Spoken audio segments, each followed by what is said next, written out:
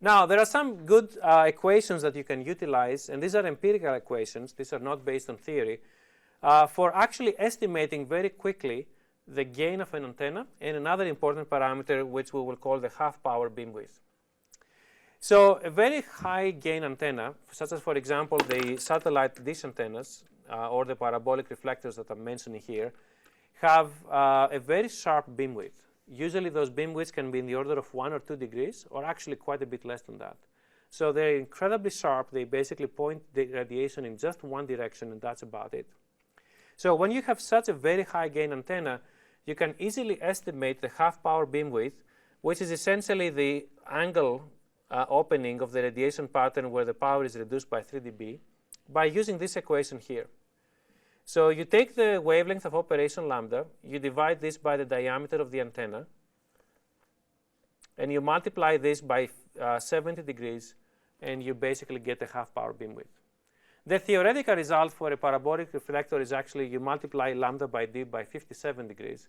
But in real life, there are spillover effects and other things that we're not going to cover here. So 70 degrees is actually a pretty good number.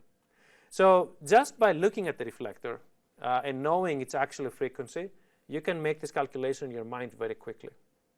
We will see an example of that in a minute. Also, you can use this now half-power beamwidth that you have calculated to get an estimate of the gain simply by using the equation that you see right here. And then there is another equation you can also utilize. This is the efficiency that we saw before. This is the diameter of the antenna, and this is the wavelength lambda.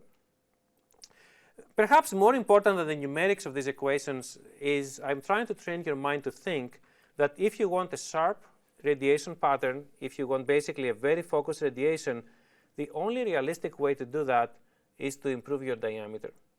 You can improve your gain by improving the diameter. So saying that differently, the cost of focused radiation is large antennas.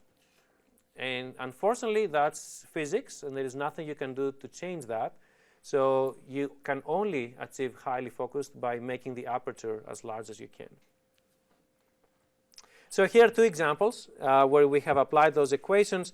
The first example is a 2-meter satellite antenna that all of you can buy. It's working in C-band at 4 gigahertz. And if you use the equations that I showed you before, you can calculate its half-power beamwidth to be 2.6 degrees and its gain to be about 36 dBs. The efficiency of such an antenna is typically about 60%. And this is an antenna utilized in satellite communications. I took these numbers from the data sheet that you will see down there. Those antennas basically have gains in the order of 40 or even 50 dBs, depending on the frequency of operation. The other thing I would like to basically point out here is that those numbers are, as probably as you can imagine, are quite huge. So a gain of 30 dB or 40 dB, it means you're multiplying compared to an isotropic radiation by a factor of 1,000 or 10,000. But that's the key for allowing you to go and overcome path losses, which we'll discuss in a different part of the course, that could be in the order of 200 dBs. But this is the brilliance of microwave engineering. I can transmit and overcome a path loss that will decay my power by 20 orders of magnitude by utilizing antennas of that nature. And as you can see, they're not really that bad. 2-meter antenna you can even put in a house, on a house.